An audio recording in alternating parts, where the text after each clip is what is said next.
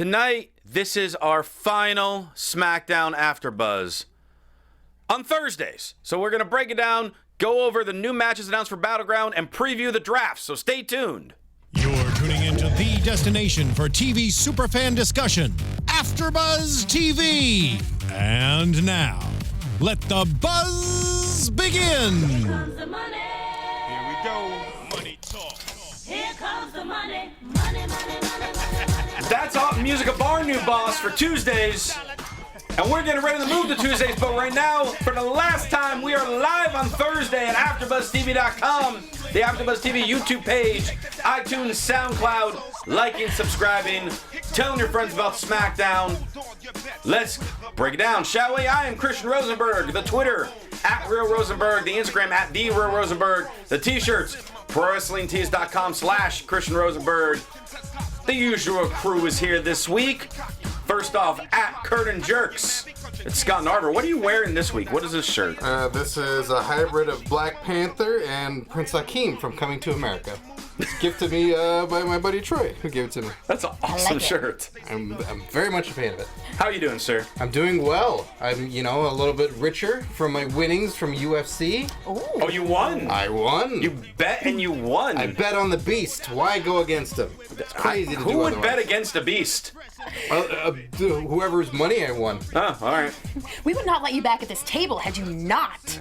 And by the way, that lovely voice is @Christy Reports. It's Christy Olson. Hey guys, what's up? Hey, guys, for the last time on Thursdays. I know it's a little sad, but I am so uber excited for SmackDown Live. I can't even handle it. And it's finally almost coming. I'm finally. really excited. We're going to have SmackDown be live. Nobody's going to be reading spoilers anymore. Yes. They're going to tune in. And for those of you that want to know when you can see the AfterBuzz for SmackDown, first up, we're going to be fluctuating a little bit on the times for the first few weeks as we get settled in, but our coverage for the draft will be live Tuesday at 10:30 Pacific time, p.m. So Tuesday night, 10:30 Pacific time, we will be covering the draft, and it's going to be a smorgasbord of AfterBuzz wrestling hosts here to break it down. So get ready for that. And we got another So Thursday. wait, we could all be drafted to different shows? Say it ain't so. What a shakeup. Hold on. I have breaking news. Scott Narver. Yeah? You've been drafted to ECW. Whoa! I am gonna bleed. Best of luck. Thanks. Best of luck. Go there. Oh man, I'm not gonna get paid. That's Checks are gonna bounce. Heyman said he had an IOU for you. He said he'll get you back. Tacos. All right. Oh, I'll boy, pay you in tacos. tacos. I'll take that. So let's break down SmackDown. So we had the last several weeks. We kind of touched on this last week. They're doing these little backstage videos from earlier in the day, kind of hyping up the different matches that are going on for the night. And I really enjoy them because it sets the stage. I think, Scott, you touched on it last week, without just doing a super long promo at the beginning of the show. There might have been one too many this week, but I really enjoy it. It's a little different type of form. It's a little refreshing. So we first get Kevin Owens backstage opening a birthday card that Sami Zayn hit Owens' son, and he never gave it to his son because he was so angry at Sami. And he opened it up and saw there was only a $20 Canadian bill in it, and pretty much called Sami Zayn cheap, and said he's going to take his anger out on Dean Ambrose tonight in SmackDown. He's so damn good. And he kept the $20. He did pocket it. Mm-hmm. He did pocket it. What's he gonna do? Donate it to the kids? It's not Owen's thing. No. Why would he do something like that? He can't even buy a WWE shirt with that. No, He can't even buy how much is $20 a Kevin Canadian? Owens shirt for his son. Someone in the chat roll, tell me how much is $20 Canadian in American currency, please? Because I have no idea. You have Charlotte and Dana arriving, pretty much talking about how Sasha's win on Monday over Dana was the biggest win of her career, according to Charlotte, and it was a fluke, and Dana's going to set her straight tonight. Heck yeah, arriving in style, those two. Styling and profiling. Mm-hmm. That's what a Flair does. Yes. I don't know if that's what a Brooke did, though. Seems like she should arrive by, some sort of paddle boat. I just picture her doing cartwheel after cartwheel after cartwheel to get anywhere. That makes sense, too. Mm-hmm. That would get dizzy. Well, she's a pro. I mean, she is. She is. Have you tried cartwheeling everywhere? Have I tried cartwheel, period? I'm sure you do a barrel roll quite nicely. No, I don't. No, come on. No. Do you know a Not barrel even roll? that, huh? Like the forward rolls? No. Like, it's the, I can't do a cartwheel, so I'm just going to sort of swing my hips and legs. Oh, that I can do. Yeah. Okay. So now you can manage Dana Brooke. Oh, sweet. Yay! Add another one to job. my stable. By the way, Christy saw me in action at Alpha Omega Wrestling this past weekend. She saw me in a ring, kind of promos and stuff. So it's proof that I actually do work wrestling shows. I was Because she there. saw it. I was there. If it was not real, it was a very big ruse. There was a ring and curtains and everything. By the way, thanks to the chat roll, $20 Canadian equals $15.42 American. Oh, nice. We're on the upswing. I'm going Oh, back. I thought it was the other way around. Yeah. It used to be. It was a couple years ago. Oh, what happened, Canada? Oh, man. What did Kevin Owens do? Yeah, right? All that damn free healthcare. Miz is doing makeup preparing for Miz TV, where he has our favorite, Darren Young, and Bob Backlund as his guests. And then we have Dean Ambrose, kind of a quick promo, embracing maybe the last time he's on SmackDown by wanting to beat up Kevin Owens. So 4 little mini promos to start the show. And then our first match of the night is Sasha versus Dana. It was good. It wasn't great. It was quick. It was only about 5 minutes. Sasha countered a schoolgirl into the bank statement, forced Dana to tap out again. Then as soon as the match ended, Charlotte ran in the ring, gave Sasha a big boot, and then tossed her over the announce table and like threw her up against the side of the chair. Yeah, it was brutal. Yeah. It was cool, though. I love it when the women go hardcore like that. Just like, I can't get enough of it. Yes. Christy's into the female violence. Yes. That makes me feel better that on the scared me. inside. That makes you feel better on the inside. That's weird. I know. I'm going there. I'm already gone. I went. Bye. Bye. I have no idea. What just happened? I went flying over the table and into the side of the chair, a la Sasha Banks. Man, and your breath was fresh the whole time, just Yes. like in this match. Thanks to Claire Bowie pointing out there were Tic Tacs ringside. Orange ones. Why were there orange ones? Well, I Those just want to know. aren't good. Usually, under the ring, we'll see tables, chairs, Yeah. kendo sticks. Little People's Court. Little people's court. We'll sometimes see like a tray of Mountain Dew or other sodas that they have to like Yeah. pull out for sponsors. But we had one little box of Tic Tacs show up. I want to know who had them and who thought, no one's gonna see them if I just put them there. And this way they're easy to grab because they're right next to the apron. Or maybe one of the ladies had them like stuck in her gear somewhere, like, and maybe Dana had them in her pants. Those kept coming down. You know, you never know where the orange Tic Tacs may have come from. That should be our chat roll question. Where did the Tic Tacs come from? What is the origin of the orange Tic Tacs? Dean Ambrose is crazy. Maybe he put them out there. He could have. He could have. Maybe Miz had him there, in case his breath needed a tune-up because he's so Hollywood, True. That's true. Him and Maurice are always making out there in the ring. So you just like to comment on the violence and then making out. You guys know what I'm all about. I guess so. What else do you need in wrestling? That is about it. That is all you Making really out need. violence, and then when they stop being violent, they make out, and then when they make out too hard, they get violent again. All right. Rusev versus Dolph Ziggler. So, remember the days when Zack Ryder would get crushed by an opponent and they would continue to try to beat him down afterwards and Dolph Ziggler would run out and make the save? Well, tonight, Ziggler is getting his ass kicked. Out comes Zack Ryder to cause a distraction. And he ends up costing Rusev the win. Rusev threw Zack Ryder into the ring. Ryder rolled himself out of it. Rusev's still focused on him. Ziggler rolled him up, pinned the United States champion. So a heel move by Zack Ryder to get a one-up on the Bulgarian brute and the greatest U.S. champion to ever live, Rusev.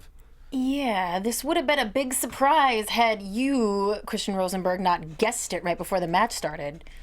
And I went, oh, yeah. I told you, sounds right. That's probably what's going to happen. And then it totally did. I'm the best with predictions when it's not on pay-per-views. I am the Goldberg of televised predictions. I'll go 170-something and 0. Oh, okay. And then I just thought if someone tases you, you can't can't predict correctly. Well, the pay-per-view is where I get tasered. I see. And this isn't, some Senior Benjamin type taser. This is a Scott Hall security guard taser. By the way, Optimus Provost in the chat roll said Senior Benjamin put the Tic Tacs there, which I totally Damn it! believe. Senior Benjamin at it again. Always at it. He's probably hiding under the ring. He could reemerge at any moment. Setting the ring for massacre. Yes. Ooh. So Ryder got one up on the champ, and we're going to get into Darren Young a little later. But if I told you 6 months ago, just 6 months back, so we're like this January, February, that later in that year, Zack Ryder and Darren Young would both have one-on-one title matches on the same pay-per-view, what would you have said? I do not believe that. Yeah, I would not have either. Be like, man, I gotta check out that ROH show. That's what I would have said. I mean, like, I can't believe how this just came literally out of nowhere. Oh, now you're gonna have title matches. Mm-hmm. Well, they got to make everyone a viable draft pick. True. Make the roster relevant, because if there are going to be all these big shakeups, it can't just be 10, 15 guys that are important, and then and other people are going to other shows. Find out on the internet. It's fine. Yeah, there must have been some kind of a slot that wasn't being filled, or something they wanted to do that they didn't have the right setup and the right guy for. Like, it's clear that they have big plans for Darren Young and Bob Backlund in this whole storyline, and I have no freaking clue what that is. But I'm kind of excited to see. Yeah. Well, speaking of mid-card guys possibly getting a push, apparently this week's Believe That has something to do with those said wrestlers. So grab your helmets and goggles. I'm going to hide behind a dilapidated boat? Oh, boy. I messed up my own joke. Dilapidated. Dilapidated boat. Grab the dilapidated boat. It's Believe That. Damn it, I'm so angry at myself for messing that up. You decapitated your own joke. I decapitated the boat. Damn it. All right, Chrissy, what do we got? All right, well, gentlemen, this is interesting. Can't wait to hear what you have to say about this. I can't wait either. Do you believe that Triple H would do such a thing as this? So, reportedly, at the end of this month, at the end of July, there are several mid-card to low-card guys whose contracts are up. Ooh. Reportedly, some of them are getting no offers at all, and those who are getting offers for contract renewals are being lowballed by Triple H. People are saying, Triple H is trying to make some room on the main roster for his NXT guys to be brought up, and so he doesn't really care what happens to these current mid and low carders, and he's lowballing them. Gentlemen, do you believe that? Well, I guess the one part of it that I question, because I don't know who's in charge of contracts and doing all that stuff. I don't know if that truly is Triple H's job. So if it's truly Triple H that's lowballing him, I don't know. I will put it under the umbrella for whether or not I believe it is whoever's in charge of that, whether they're lowballing him or not. I could see that, because if they have a new crop of guys and they want to save some money, and these guys are hungry and they want to have some turnover, and if everybody else wants to stay, they stay. I could see that being the case. So I don't believe it's necessarily Triple H, but I can believe that otherwise. Okay. I'm kind of in between it too, and the reason being is they're gambling by splitting the brands again. So it could cost them money, at least at first. So guys might need to take pay cuts to start it out. However, if you're splitting the rosters, you need people. So yes, you're going to need to bring people up from NXT, but you're not suddenly bringing up 20 people from NXT at once. You're going to bring up 3, 4, max 5 people between the two shows at the beginning. So I don't really see cuts happening unless they're just some guys that have really pissed them off, and we're gonna give you an insane lowball deal so you don't resign, so we don't have to worry about you. So because of that, I'm gonna lean towards no. But in this situation, for what they're trying to do, I can understand them maybe having to lower some contracts for at least a short term. Mm-hmm. Yeah, getting paid in tacos. Which I hear is a common thing in professional wrestling. Yeah. It is. Yeah, our chat roll is inclined to blame Mark Carano, I guess. But Okay. hey, I got nothing against that guy. Yeah. He hires people, right? Hey, Mark. What else do they have get to paid say? in tacos, Mark. Let's Yeah, do this. dude. As long as they're vegan tacos, I'm down. All right. There is such a thing. So therefore, so to sum up this week's Believe That, vegan tacos. Yes. I bet we can bring it around to that every week if we really try. We'll have to see. We'll see what happens live on Tuesdays. We get a recap of the battle at the compound between the Wyatts and the New Day, Swamp fight. the swamp fight. And we find out it is announced at Battleground there will be a 6-man tag match. So no tag titles on the line. But it'll be all 3 members of the New Day versus the 3 members of the Wyatts currently, because Harper hasn't been back to TV yet. I was really disappointed in this swamp compound fight. I expected it to be creepy. I expected it to be dark. I expected the cameras to act the way they did. But it ended with an abundance of Wyatts in masks, and we have no idea who they were, and New Day running away. So there was no resolution, and New Day looked afraid and weak when it was all said and done. It's one thing to be vulnerable, it's another thing to be scared. So I don't know. I'm with you on. I thought it was weak. I didn't really enjoy it. I thought it was a cool fight, but everything else about it's like when you follow the heels of Final Deletion, like it's just not. It's not even the same. Like that lives in and of itself of being this crazy thing that exists in wrestling. But I like the fight. I like the stylized way that they did it. It looked like a Grindhouse movie.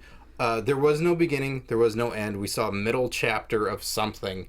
I'm okay with the heroes being afraid. Like, I loved when Mick was afraid at times of people, when people are afraid of The Undertaker. Like, if we want a new face of fear, be afraid. But without all the other elements of this story, it's just lacking in total. So I'm okay with them cowering down and leaving, but I don't know if they left. I don't know if they all stayed and had goulash. I don't know what happened. goulash. There was no follow-up on SmackDown of like, oh yeah, and New Day's okay. There wasn't any of that. tweeting. It's all fine now. Like, there's nothing. Yeah, Final Deletion to me is like Sharknado. This swamp fight at the compound was like a Blair Witch Project. Yeah, and to kind of add to that a little bit, it is exactly what I was expecting because it's WWE and they're not going to do some viral, crappy looking, like part of the fun of the Final Deletion was the fact that it wasn't overproduced. And the WWE just isn't going to do that. And they're not going to put something out there that isn't glossy and cool looking. And so but I kind of wish they would. And it was like a little bit too glossy for me. But I don't know. It was all right. I'd go back and watch it again. But only one more time. Just one more? Yeah. Okay. And to answer the chat roll's questions, they're exactly right. What you put in a vegan taco is pretty much just the other stuff. I call them condiment tacos. So what do you put, like salsa and lettuce? Is that all that Yeah, goes? tomatoes. You know. I thought it was They like what do they make used in such a this. thing called beefless ground, which you can cook up with like which your husband can cook up with some salsa or whatever because you don't husband? cook. But yes, unless you actually I cook. forgot about him. What? I love that guy. Oh no, He's such he's a in the good guy. airport terminal for 8 years. I'm wondering where he's been. We've been inviting him on the show for weeks. Oh, that's probably out. That's over. Oh well, back to being single. All right. Love it. Tag team action. Enzo and Cass take on AJ Styles and Carl Anderson. So Gallows getting the night off this week. The highlight of the promo this week was Enzo mentioned that there were a couple of haters in the ring, and you can see Gallows' mouth off. There's 3 of us, so it's a few. You guys love to hate on I love that. Enzo. No, Scott doesn't like Enzo and Cass. Yeah. I love Enzo and Cass. One hater. One. I love them. I just found this hilarious because Gallows is like grammatically correcting Enzo. What, you think Gallows can't be like a smart, maybe he went to college for English, you don't know. Maybe he writes novels in his off day. How did I question his intelligence? Well, no, you said you were surprised that he was correcting their grammar. I said it was maybe that's his that thing. Maybe it's his thing. Good. Maybe he walks around backstage all the time like, it's whom, not who, or whatever. No, because he adds ski to the end of every word, so he's not an English professor. All right, good point. I really liked how this match ended. Honestly, more so than most tag matches in a long time. Because your typical tag match, which you see up until this match every single time, good guys getting beat up, beat down, gets a glimmer of hope, trying to make the tag, they cut him off. Wait, another glimmer of hope, makes the tag, here comes a hot tag, he's running around, chaos into the finish. He never got that hot tag.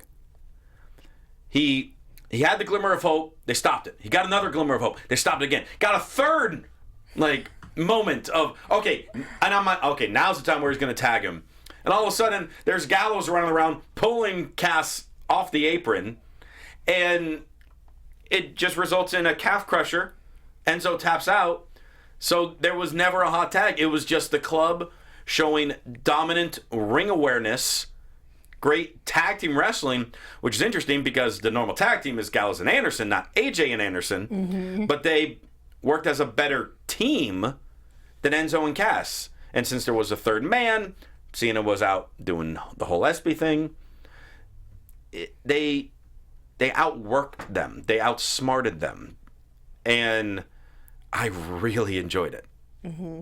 And Enzo has soft calves. Apparently. Yeah, they told a fantastic story in this match. I thought you were going to do something else with that. Okay. Oh no, you guys summed it all up. All right. Yay, Enzo and Cass. That's all I want to say. Love you guys. Kalisto versus Tyler Breeze. A little bit of a rematch from Raw where we had Breezango pull the upset on the Lucha Dragons. So we have a one-on-one match. I enjoyed it. It was a fun little match between the two of them.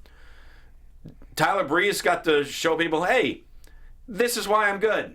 Look at me. There's a reason they brought me up here. A lot of near falls in the match. I love Tyler Breeze went for a pinfall after a supermodel kick 4 times in a row. Mm-hmm. And that's cool. He's just frustrated. No, he's really down for 3. I'm going to hook the leg harder. I like it. You don't see that very often, so I enjoy those things. Mm-hmm.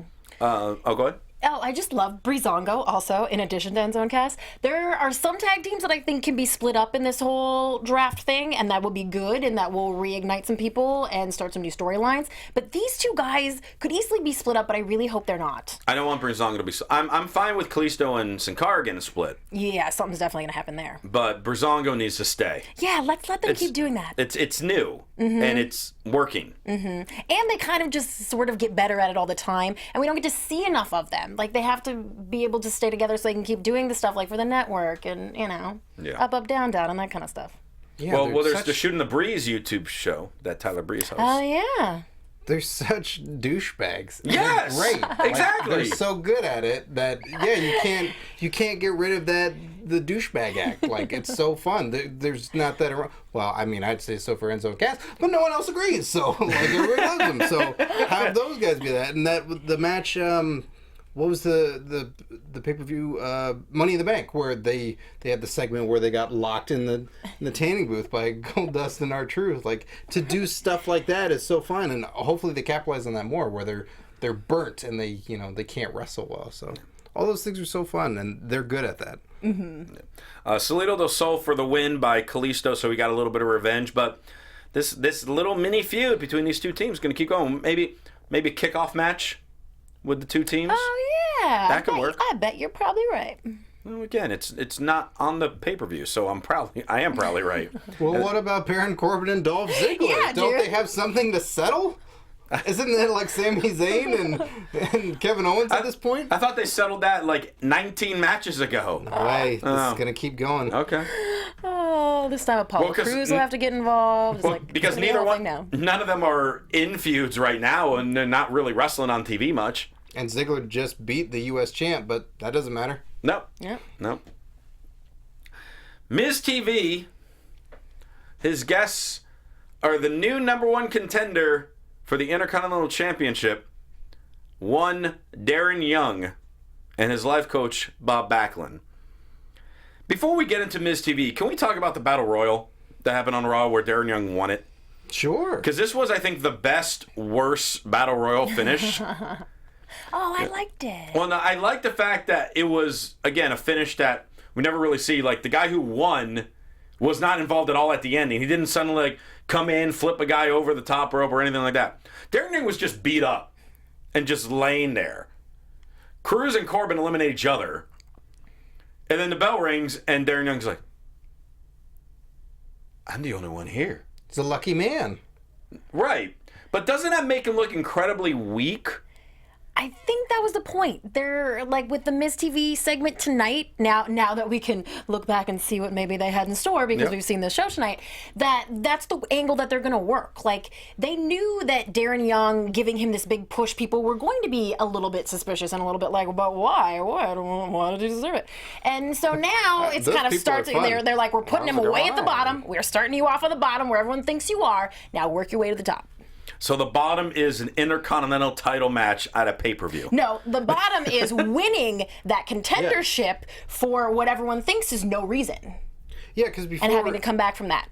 it's a lucky accident is what happened. So if they ride that wave of telling the story of like you lucked into this and you beat me, you caught me if he beats Miz, then it's like no, it's luck, and then through the training and everything with Bob that it's like it's not luck. He just finally had an opportunity to do it and he was able to do it. Why not?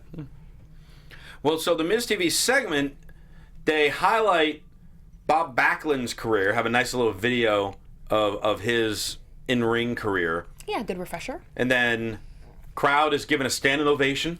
Mm-hmm. Backlund even stands up to acknowledge the fans because I think at that point he realized he was in a ring. And then we're going to look at the highlights of Darren Young's career. Test signal. Yeah. Color bars. Yeah. We thought Test was coming out, but Yeah. I don't think he's getting drafted. no? Oh, okay. Yeah, Miz pretty much said Darren Young has no highlights. And 1982 called, and they said you're old. That looked like That was that good. pained her to say. Did it? I mean, I think maybe just because it's a cheesy, dumb joke, she probably was like, couldn't you write something better than that for me? Seriously. And so the way this whole interaction thing was, it was Darren Young standing up for his life coach, threatening Miz that like he's going to take his title at the pay-per-view, takes the microphone away from Miz, showing some bravery, standing tall. But I felt like it was more for Backlund than it was for Darren. And it should be the other way around. Really? I thought. I felt that way. Okay. Because the majority of what Miz was saying was putting Backlund over and insulting Darren, which is fine to insult your opponent. But then, really, the only reason that Darren got angry was because they insulted Backlund. But they insulted him as well by having no great moments in his career. But he even said, like, it's one thing if you want to make fun of me, but you will not insult my life coach, a WWE Hall of Famer. So he focused it more on Backlund than it is on the actual guy competing. But they are the unit. They gotta give the reminder to the fans and introduce Backlund for everybody that doesn't know and make him something important. Like he's got to be this father figure that guides him because we're going to perceive any wins that he gets is because of Backlund. Titus O'Neil didn't help. Abraham Washington didn't help. So it's under this new guidance. So who knows? Maybe down the line, if we see Darren Young go against him, that it goes back to moments like these where I thought he meant so much to you. It's like, no. It was me. It was me the whole time. I think I like the way they address it. I also especially love. I only compare the two because they were tag team partners, and Titus had a singles push there for a hot minute. And I never felt like they gave him the story or they gave him the mic time or that he made the most out of those moments. I felt like Darren Young really took those moments tonight where he laughed him off in the beginning, and then he got tough in Miz's face. He confronted him and he shoved him a bit and was just throwing off Miz's timing a little bit, which I liked. I thought he really capitalized on it, and I thought Darren Young made a strong showing tonight. And he's going to have to do that because if you follow the man on social media or if you just have been watching for the last several years, he just comes off as such a sweet guy. Like I'm not inclined to like buy that from him, that he's like this tough guy. So that was a good moment. He needed that.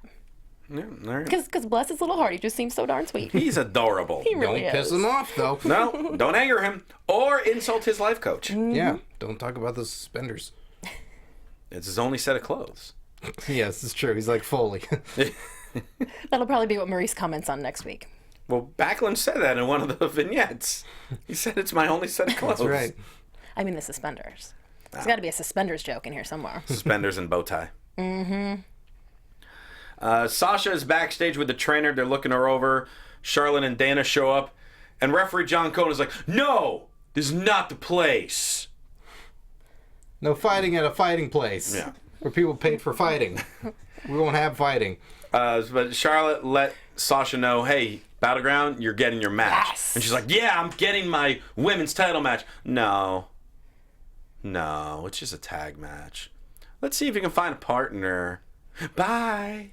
Yes, the last exciting SmackDown moment to be spoilered for us ever. If you didn't read this on the internet 2 days ago, I don't know what you were doing elsewhere. I didn't read it on the internet. Oh, really? Yeah, totally I knew that this. don't read the totally knew SmackDown that this had spoilers. happened, and I was really excited about it because I'm going, Nikki Bella, Nikki Bella, Nikki Bella, Nikki Bella, Nikki Bella, Nikki Bella. It's gonna be But we all know it's gonna be Bailey. It's gonna be Bailey, which will be awesome. It might be Tajiri in a wig Maybe Tajiri in a wig. to cross promote the Cruiserweight Classic. Yes. Well, now, do we think whoever Sasha's partner is, whether it's Bailey, whether it's Nikki, whether it's someone else, Paige, whether they're Lady Tajiri. Lady Tajiri, Santina Marella, Harvey Whippleman in a dress. Mm-hmm. Former Divas champion. Yes. Or former women's champion. He was a women's champion. Yes. Will we wait until Battleground to see who it is, or will we find out this Monday? Or will we find out on the live SmackDown? Well, yeah, because they might be drafted to the show, and then it makes her decision very easy. Mm-hmm, I bet you're right. It'll somehow tie into the draft. Yeah, so, I mean, that'd be kind of cool. Yeah. Like a big... I mean, we're already going to get ready to expect some debuts on the draft night. So to have that and then be like, hey, my first match, it's going to be teaming with Sasha. That'd be cool. It'd be very cool on the big platform. Finally, something everyone would want to see. Yay. Regarding Sasha and Bailey? Who'd have thunk it? OMG, I know. And the same team. Are you Feels okay? like NXT Are you okay? takeover. I'm being taken over by NXT. We're talking about women violence again, so Christy's getting a little flustered. Someone said Eva Marie in the chat. Now I'm extra excited. I'm just amped up and down. I'm no longer excited if that was brought up. Pretty sure it won't be Eva just because she's busy with other things. Not because she's not awesome. Doing what? Besides filming Total Divas. And also filming workout videos on Snapchat. Oh. You don't watch those? No, I do not. She gets her makeup done quite a bit for several hours every day. She's a busy gal. She's the face. Not Christian. Does in 25 minutes. Boom. Done. Yep. Sometimes I have a race between me getting my makeup on and Goldust getting his face paint on. Who does it faster? Main event time. Dean Ambrose versus Kevin Owens. Rollins comes out to go on commentary. And within 30 seconds, he interferes in the match and calls it DQ. They're beating up Ambrose. Out comes Sami Zayn to make the save. And over commercial break, we have the ghost of Shane McMahon, who's supposedly there. But he's not. And now it's a tag team match. I'm sure he tweeted something for them to... here's Just some for the live instructions. crowd. Yes. And then he deleted it. Yep. Tweet and delete. So then we have Ambrose and Zayn versus Owens and Rollins. I mean, what can we say about these four that we haven't said every week? Anytime they're in the ring, it's amazing. these Great tag match. Yeah, and Owens and Ambrose have been owning SmackDown for a year and a half, 2 years. I mean, how long has it been? That they're generally the main event. They crush it every time. They have great segments all the time. It's going to be weird if they're not associated with this show because it's in large part become their show. That's a good point. I never would have thought about it that way, but you're right. Yeah. We had a pedigree by Rollins onto Zayn, so they got the win. So Rollins has momentum heading into this Monday night, where Dean Ambrose is defending the WWE title on Raw in a one-on-one match against Seth Rollins. I love that they're doing that. I love it. They've just taken that predictability right out of it for those of us who are usually even good at it. Now, do we think that they will even try to do a title change heading into the pay-per-view? It could definitely happen. I don't think it definitely could. I'm calling it right now. Feel free to put a gasp soundbite if there is one. I say Seth Rollins wins the WWE title on Raw. Bye, Senor Benjamin. There it is. Bye, Senor Benjamin. Thanks for tasing Christian. See you later. They want ratings. The ratings have been down the last few weeks. That is Hyping true. it up into the draft the night before. You have your biggest one-on-one match in probably the last year on Raw. I can definitely see them doing this. And they've been hyping SmackDown so much and trying to almost make SmackDown look like the stronger show, like with Stephanie and Shane fighting over who would get SmackDown instead of Raw. It's almost like they have to do something on Raw to be like, but don't worry, Raw is still going to be amazing. Like, Raw is still going to be a big deal. You're still going to have to watch it. Yeah, it's longer. So therefore, it's better. You get to see even more commercials.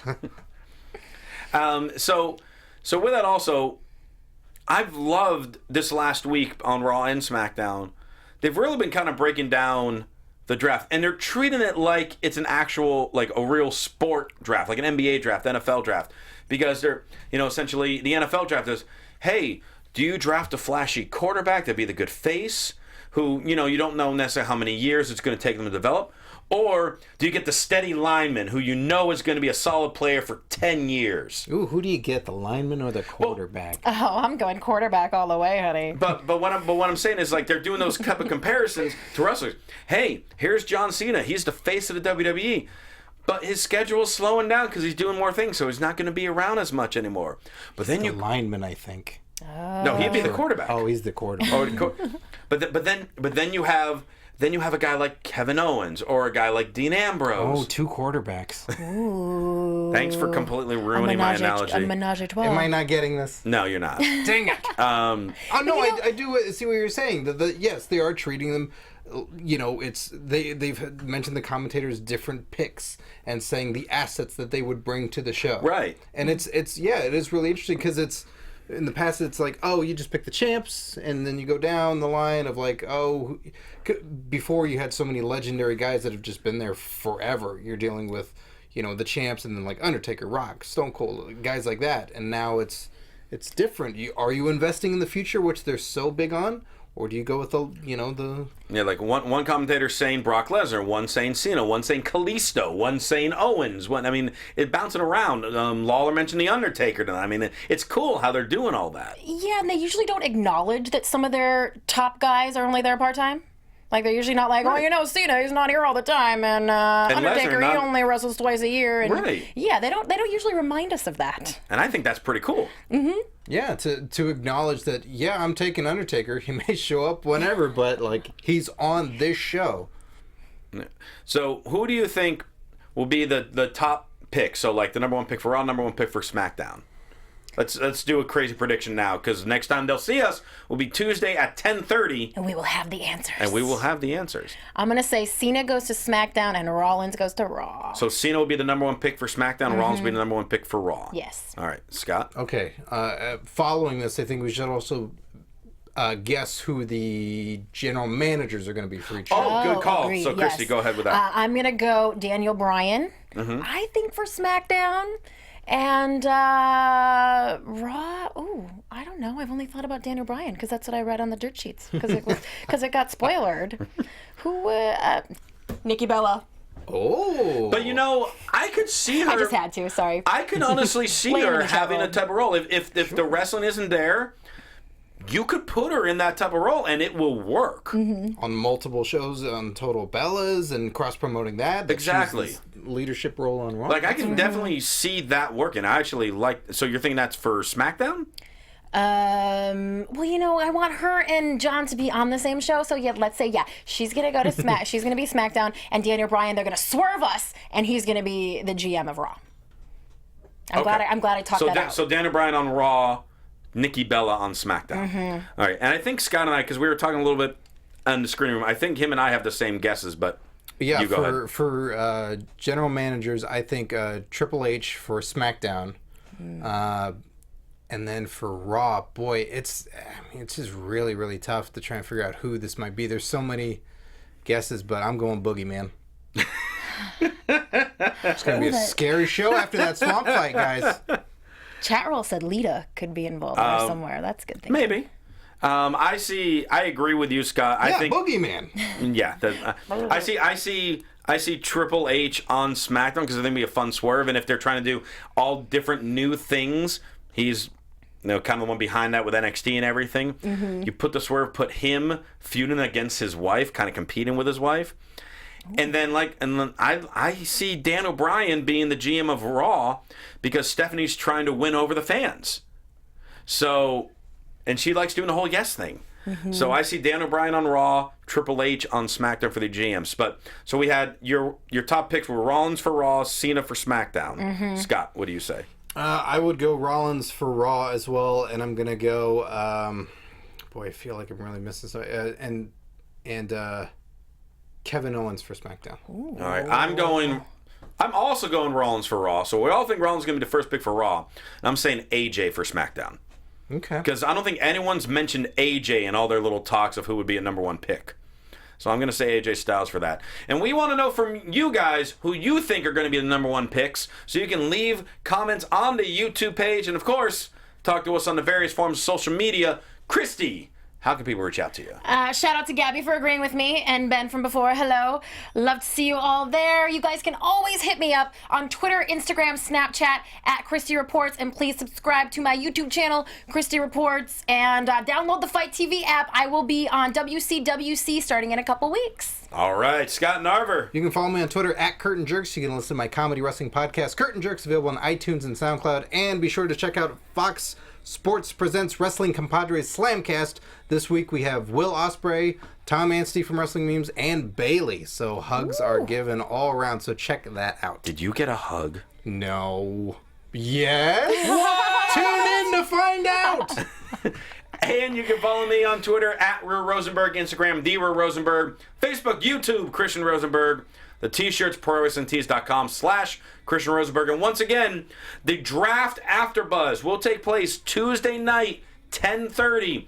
There's going to be a lot of AfterBuzz wrestling hosts here breaking it down, so make sure you tune in for that. And for all your other AfterBuzz TV news, follow them on Twitter at AfterBuzz TV. Thanks so much for tuning in this week. For Christy Olson and Scott Narver, I'm Christian Rosenberg. Thanks for hanging out on Thursdays. We'll see you Tuesday. From executive producers Maria Menounos, Kevin Undergaro, Phil Svitek, and the entire AfterBuzz TV staff, we would like to thank you for listening to the AfterBuzz TV network. To watch or listen to other after shows and post comments or questions, be sure to visit AfterBuzzTV.com. I'm Sir Richard Wentworth, and this has been a presentation of AfterBuzz TV. Buzz you later. The views expressed herein are those of the hosts only and do not necessarily reflect the views of AfterBuzz TV or its owners or principals.